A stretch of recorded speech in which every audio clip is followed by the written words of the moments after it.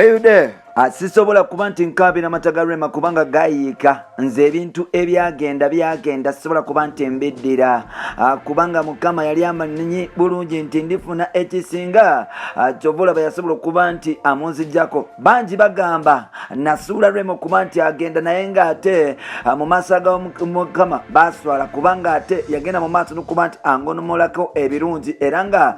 bw'okyanga Rema agenda birungi byokka byengenda mu maaso n'okufuna byokka ani yagamba nti yali wakubeerawo paka nga Mukama tayagadde kubanga Mukama kyatayagadde tekisobola kuba nti kiwangaala era nga oba oliawo twagezako kye tusobola ne kigaana Rema nemuta era nga paka sawa zino sirina kye mugamba ne baza Mukama olw'okuba nti agenda mu maaso n'okuba nti andeetera ebintu eby'ettabu ebirungi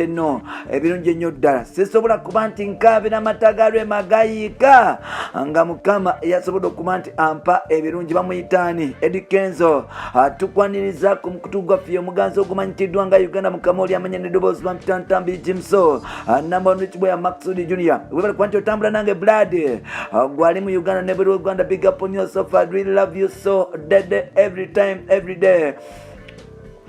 Nkwagala nnyo muganda wange olunaku lwaleero nzikiriza nsobola okuba nti nkuleetera emboozi yadde nga ate kyengenda okuusa Blood wange ogenda kunyamba obaire nti osubscribing ontambule ffenna osobola okuba nti ofuna amawulire ag'ettabu okuva mu Uganda ne bweru w'eggwanga bamuyitaani bamuyita Edrisa Msuza Kenzo avuddeyo n'ategeeza eggwanga nti ye tasobola kukaabira mata ga Rema kuba gayiika era nga agamba nti mu bulamu bwe tajja kuddaawo akaabe olw'okuba Rema yagenda ng'abantu abangi bwe bakirowooza. Now ku mukutu gwa Facebook avule nagamba nti tokaabiranga bintu nnyo nga bigenze kubanga Mukama Katonda aba n'ensonga lwaki akikoze ojja kukaabira kino nti kyekisinga Mukama n'akuleetera ekintu ate nga kya ttabbu ddala so n'olwekyo nze ngenda mu maaso n'okuba nti nsekerera abalowooza nti oba oliawo musajja mukulu amanyikiddwa nga Kenzo oba nze Edrisa Msuza nkyagala maaso n'okuba nti nkaabira namakula wange namwagala nnyo mullo naye natuuka ekiseera nga simusobola era nga Mukama yasalawo Dr. Muzasebunya nanyambako okuba nti amutwala byaliwo naye kisinga obukulu kwe kuba nti ffena tukyali balamu omwana amulina era n'ebintu bigenda maaso n'okuba nti bitambula bukuwaku ku saidi ye newankubadde ng'atenze awava Rema nagenda mu maaso n'okuba nti nfuna omukyala okufuna ebintu ebirungi okufuna ssente obugagga ng'omukyala oyo agenze ekitegeeza nti obaoliawo Mukama yalina pulani zange nali ndowooza nti Rema bw'alitambula nava mu maka gange ensi egenda kuba nti enzirako kubanga nagenda nga nakwata omutima gwange negumuwa nenkwata trust yange nengimuwa nga nkimanyi bulungi nti Rema Namakula ye mukyala akyasinza okuba nti ali trustworthy n'okubeera omukyala omuwomefu n'omukyala akyasinza okwagala mu nsi muno buli kimu nasobola ng'okikola mu mutima omulungi era nali nkimanyi nti mukyala wange Tata Amal tugenda kuba nti tubeera ffenna ebbanga lyonna newankubadde nga twagezaako okuba nti twekuuma okumala emyaka 6 ekintu kyasobola okuba nti kitwagalako era nga bingi ebyagenda mu maaso n'okuba nti bituuka mpolampola olwo nekyaleetera oba aliawo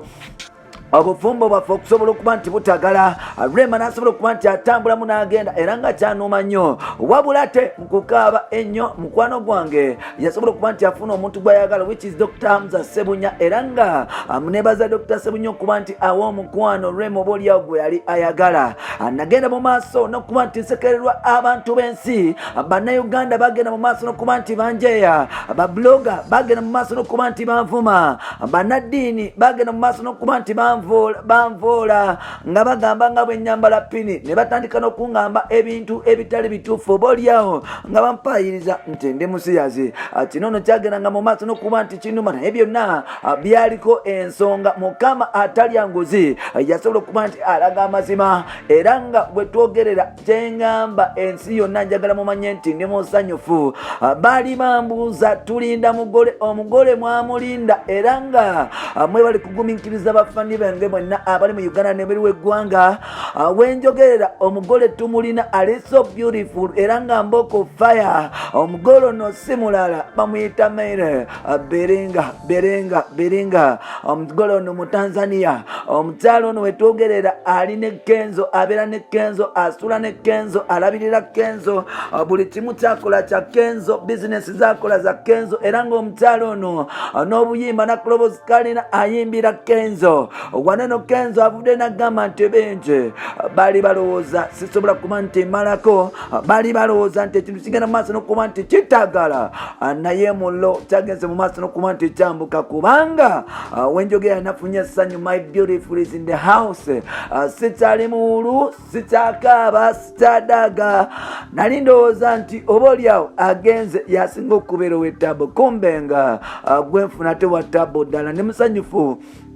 nti nafuna omukyala kyasize mu nsi yonna era nga buli kyenkola kyonna kisapootinga. Ye bamuyita Kenzo avudde n'agamba nti tasobola kukaabira amata ga Rema n'amakula agagenda masolo kuba nti gayiika, era nga avudde n'ategeeza eggwanga nti ye musanyufu gyali. Bampita Ntambi Jimso the number rich boy Maxudi Junior made in Uganda dede kasobola kuba nti kusiwulira wano saawa zino olwo nsobola kuba nti tukomamu episode 2 webale kumpuliza Bloody wange.